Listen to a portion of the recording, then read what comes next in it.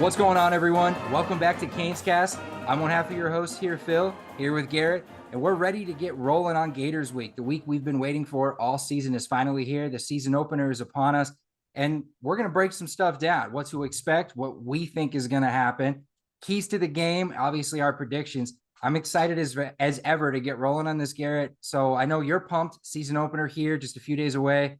I'm going to let you start rolling. What are some early thoughts and greetings, whatever you want to do? Let's get this going.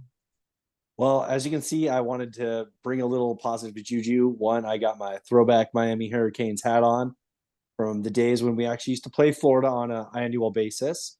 And also in my background, the last time that we actually beat Florida, it was 2013 Al Golden years. It was at home. Unfortunately, this wasn't I wasn't able to take the picture from 2002 when we played the Gators in the swamp and won that game also. I wanted to go with the most recent victory.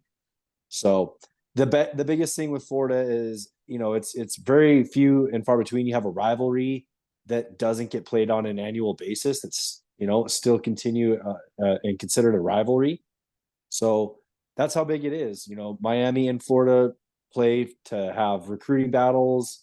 This is the state of Florida is kind of split, more or less, with the northern part, either the Noles or the Gators. It seems the southern part, but generally has more of the Canes in that area. So this is the biggest part, is starting the season with them is a big challenge. As we saw this last weekend, as week 0 game, things on paper are just that. They're just as basically worthless as those pieces of paper that they're written on. The All-Americans, preseason, this, that, the other. You really got to get out and be ready on Saturdays for big games. And when we're going into an opponent's, home stadium, one that's very much, one of the probably top 10 environments in college football, it's going to be a challenge. Talent notwithstanding, the game will be intense solely for that purpose. Oh, absolutely. And this is, you mentioned the rivalry game. It's not played on a regular basis. I think we all wish it was played on a regular basis. It's upsetting that it's not played on a regular basis. This people that grew up with this, that knew this when we were little and everything else like that. We know that it's a thing. I think maybe more, newer fans, they everybody knows it's a thing. It's an in-state rivalry. It's a thing no matter where you are. Every state has their in-state rivalries. But, it's not like the Seminoles because we don't play them every year. So I feel like it loses some of its luster. I'll be the first to say that, on a dislike scale for me as a Canes fan, the Gators aren't on the same level as the Seminoles, and playing them every year has a lot to do with that. I don't like the Gators. I'm not going to mince words about that. I'm not a fan. I'm not a Gator fan, but I can tolerate them on a bigger scale more so than the Seminoles just because we play them every year. I love to play these guys every year.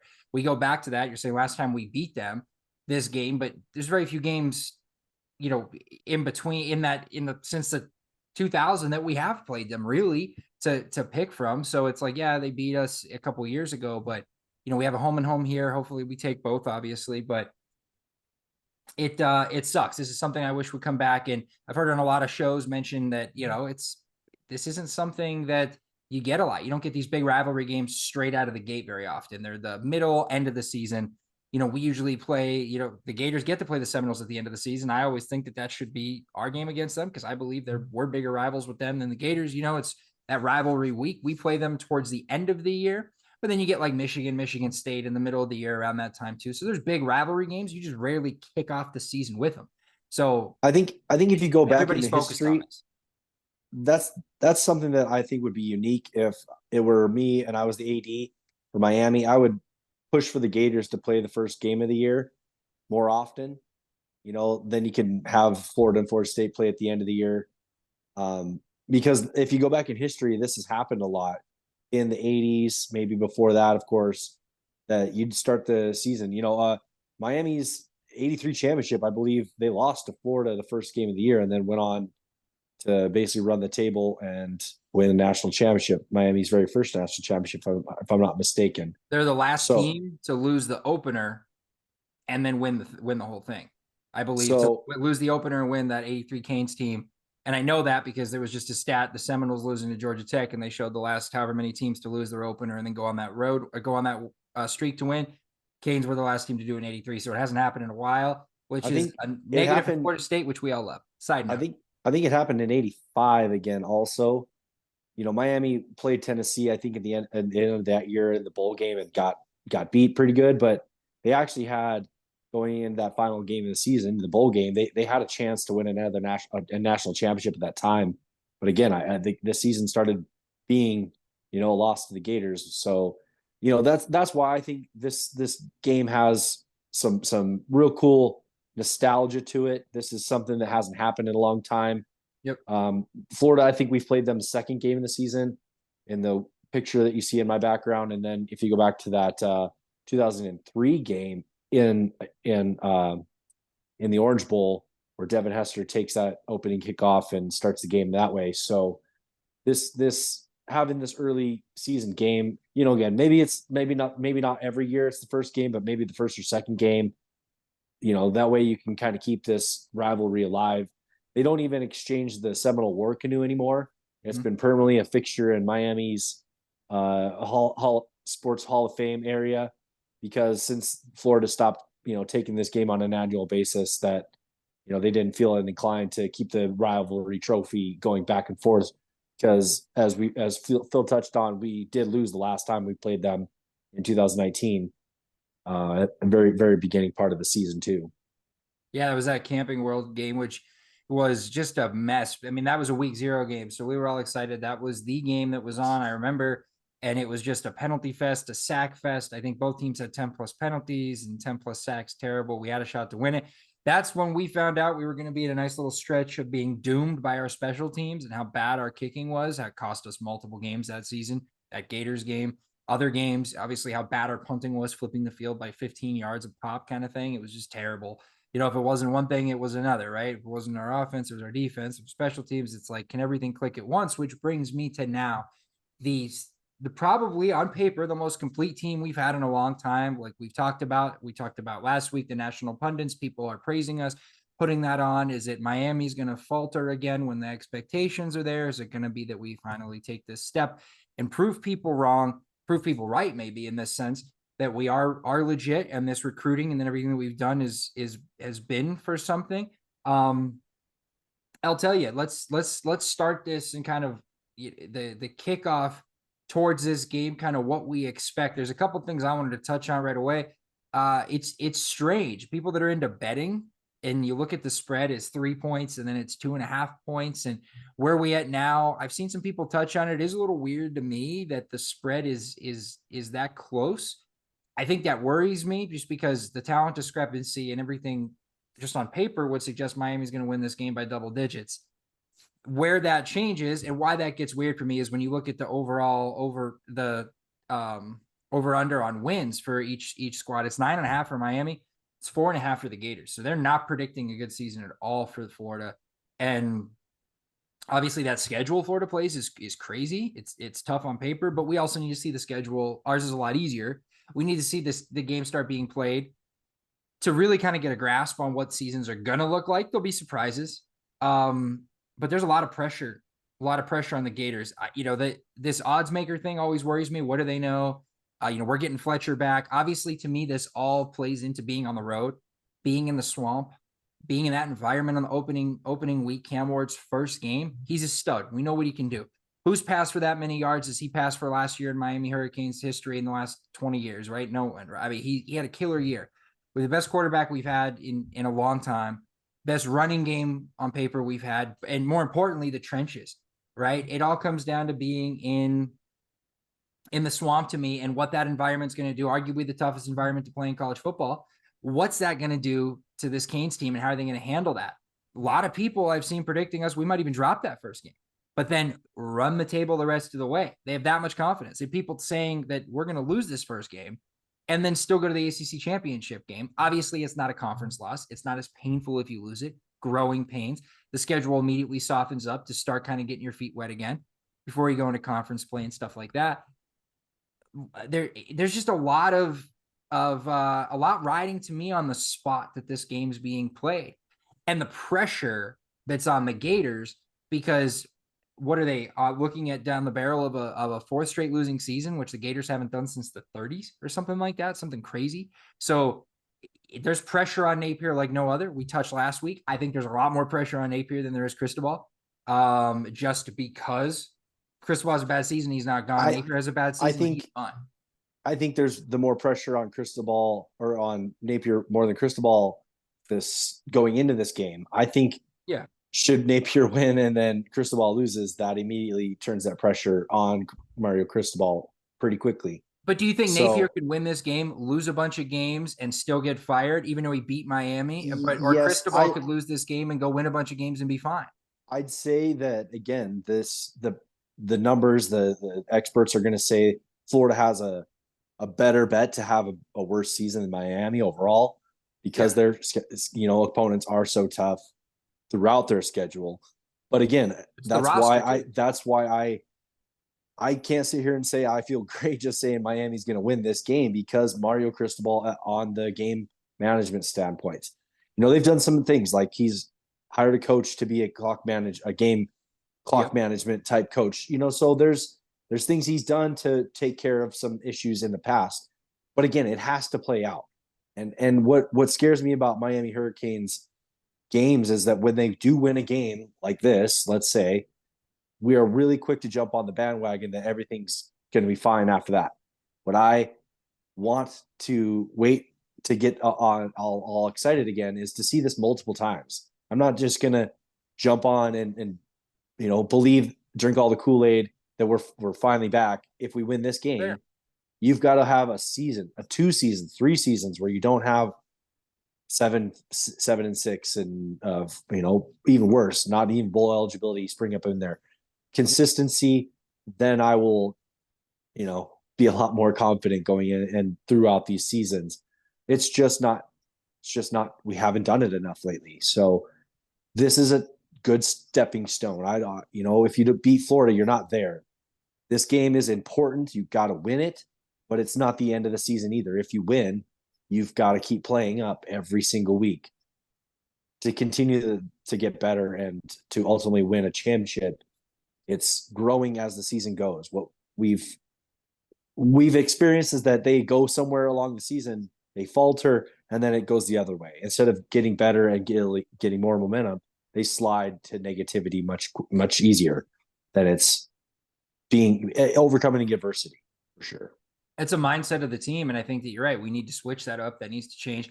And it's hard to keep things in perspective because of, look at Georgia Tech, Florida State. Everybody was praising Florida State. They go in there, they slip up. Their defensive line is supposed to be the best in the country, one of them, and then look at what Georgia Tech did to them. So having it on paper and then seeing it play out are two different things. And agreed. That's what's scary is that Miami's defensive line looks really tough. On the fall camp reports, Florida's line has struggled.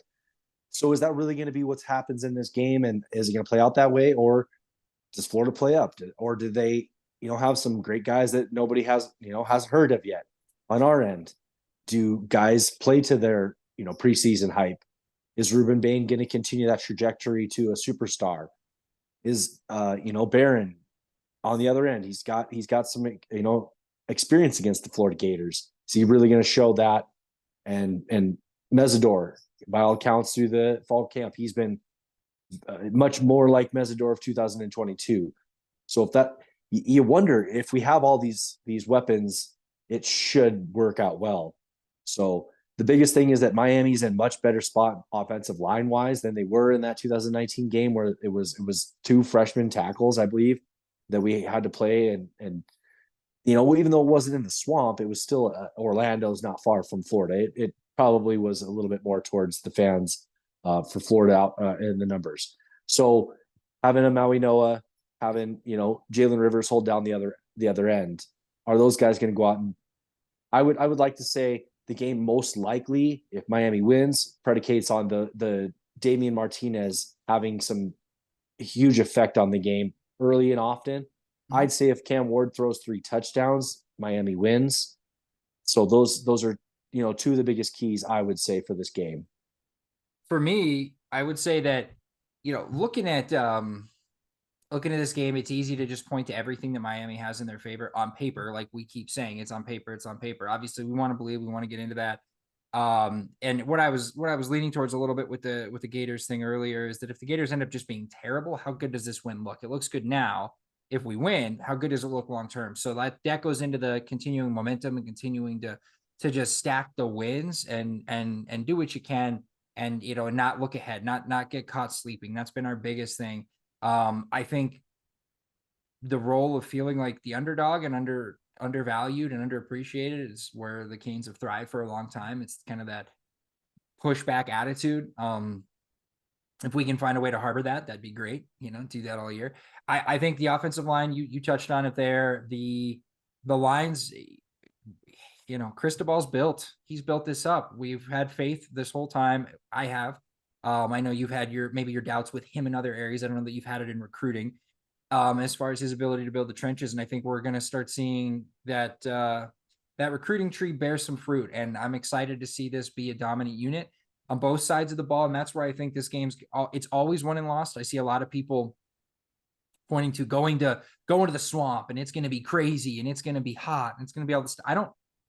It's not any crazy hot or more humid than it is in South Florida than it is in Central Florida. It's a little bit different climate wise, right? It can get a little hotter up there, I think, but the Canes are used to that. And that first time you're putting on the pads to really hit and really play like that, that's going to affect both teams. Both teams can get worn down in that, even though both teams play in that. So it's not like this team is coming. It's not like you have, Washington coming across the country to play in that. It's a different animal. Both these teams playing it. The key to me is the trenches. Like you said, it's Damian Martinez. I expect him to have a big game. I think we'll probably feature him pretty heavy. I think there will be shots. Dawson will take shots. And believe it or not, I think our defense, throwing different looks at them is going to be a key. And I think our defense has been slept on a little bit. You touched on guys. But Bain's the kind of talent that can wreck a game. So I'm interested to see how that handles, if there's a defensive play like in the game in the background here in 2013 where Denzel Perryman goes in there early in the game, and their big running back, the guy that was had a lot of preseason hype, I would say. Was that Matt? He goes in. Jones? Yeah, Matt Jones. Yeah, Matt Jones. So if those kinds of plays are being made on the Canes side for defense, this game's going to be a Canes game, I believe, because a couple turnovers is really going to be key. If you can get an interception, like in this game, they had that Florida was putting some good momentum together, and then all of a sudden he throws a pick in the end zone for Rashawn Jenkins. Mm-hmm. So those are huge in the game like this. Big, momentum turning plays, because really, if you look back at the game, Florida had in this particular game last time we won, a lot of the stats would go to the Florida Gators, but those big momentum plays, they did just enough offensively, Miami, and we stole possessions back with those turnovers to eke out a win. I mean, it was 21-16. It wasn't like we dominated them. No. So with that said, though, let's go ahead and let's make some predictions. We've talked a lot about I want to say one more thing. Canes' game. Okay, go ahead. On that. I just want to see how our offensive line, I know I touched on a bunch of stuff. Offensive line is ultimately the biggest key. I danced around it because I don't know how deep Florida's defensive line is. You said there's always players that can jump off the page. There's always players that, we don't see, and we haven't been, looking at them like we have the Canes. So there's players we don't know about. But in doing some research, I look at, Cam Jackson, Tyreek Sapp, Caleb Banks. Those guys are big players for them, but I don't know how much depth they have. And I think that as the game wears on, that can tire out for them. Cam Ward extending plays, I think we can get after it. We can put a lot of pressure on them. It just is, how Ward's going to play in that first game is going to be interesting, even though he's the most talented and player on the field. And I think that he's the kind of guy that we've been missing for a while that can, even if the Gators play great, and I think the Gators are pissed, they've heard that Napier's going to get fired, right? I've heard people say that a lot. They've heard that, they're going to get killed. We're coming into their house. They're going to be motivated. It's a rivalry game. Ward is the kind of guy that can just shrug that off. Martinez, the kind of player that can just have great games. We can have great games on their back. And I think it's been a while since we've had a game changer like that. I'm excited for that. That being said, yes, go into your predictions. I just wanted to say that as far as keys in the trenches, I think our offensive line can wear their defensive line down. But So we'll see. I think what I'll do is I'll say a score prediction and then I'll do a player of the game prediction as well. I think that'll add a little more substance to our prediction shows this season. So There you go. I believe Miami wins the game and a close one, 31-30. I'm going to go with a 31-30 type game, and then I think the player of the game is Damian Martinez. What do you think, Phil? Martinez, I mean, that's like, I hinted at that. I talked about that. I said that Martinez, I could see him having a big game. It's tough for a final score prediction. This is tough. I'm playing the role of a little bit of the heel, I think, this year with, you've been so bullish before and been the guy. I feel like, do I have to take that role and be the guy that's just so over the top this year?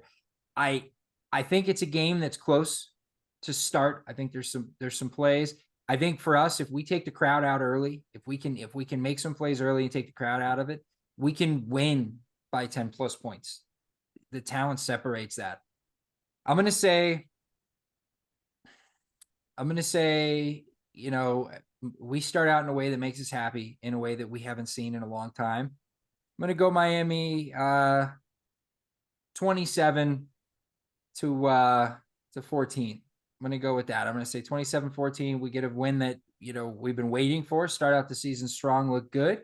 And as far as player of the game, I'm going to go with Restrepo. I'm going to say Restrepo. I'm going to say that, can Florida consistently keep that duo? I've heard a lot of good stuff in the offseason about Restrepo and Ward. Restrepo, we know, has some of the best hands in the country, one of the best route runners in the country. He knows where to be in the zone. He's one of the best wide receivers in the country, right? That's just the bottom line.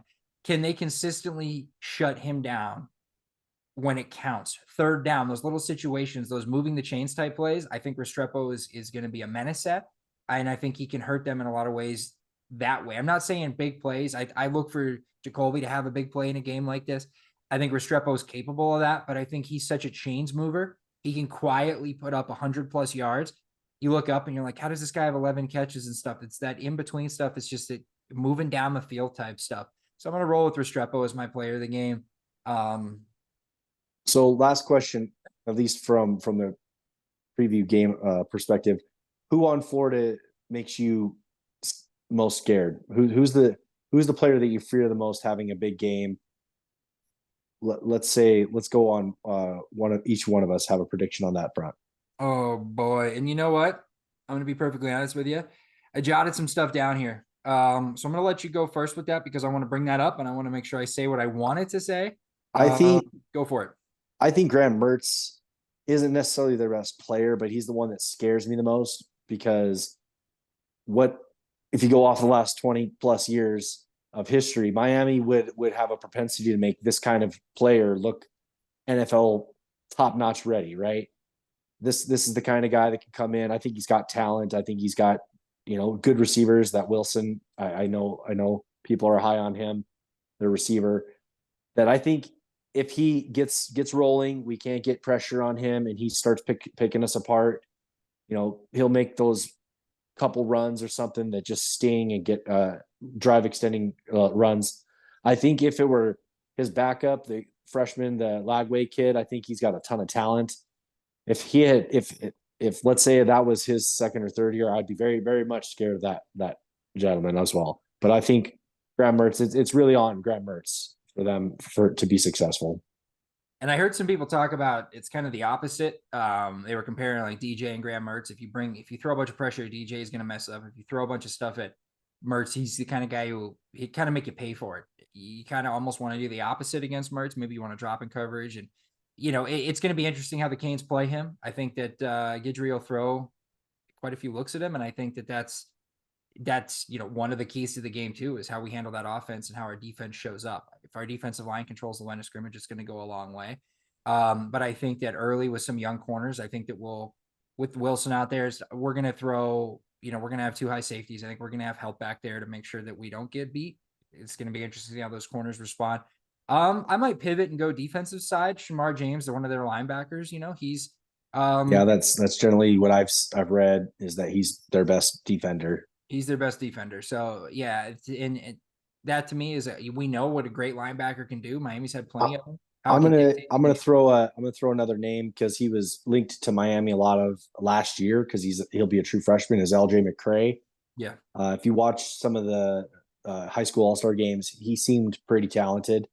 I this very, very much, I would say, a very NFL ready caliber player at some point here in the next year or two as he grows a little bit. But I'd say somebody to watch out for on their team as well.